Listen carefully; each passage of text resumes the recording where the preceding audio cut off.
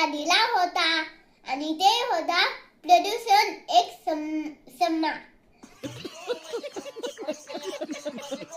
समस्या. समीक्षा. मुझे अपने घर जाना है. समस्या. ठीक है. सॉरी समस्या. दीदी वाह दीदी. नहीं दीदी वाह दीदी. आणि आता बघूया काय काय लिहिलंय. हिंदी मध्ये लिहिलंय. आता मी वाचून दाखवते तुम्हाला. हम जब कचरा जलाते हैं, कारखाने चलते हैं, नदी में कचरा है और नदी में हम जब नहाते साबुन से खराब पानी लाता है. लोग अपने भैंस और गाय धोने के लिए नदियाँ में जाते हैं. इसी सब प्रदूषण से हमें खुद को कैसे बचा पाएंगे. हम जब कचरा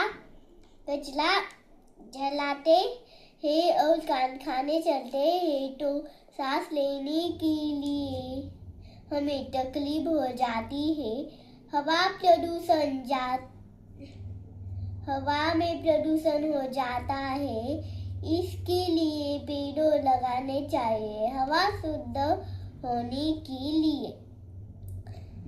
जब पानी में कचरा रहता है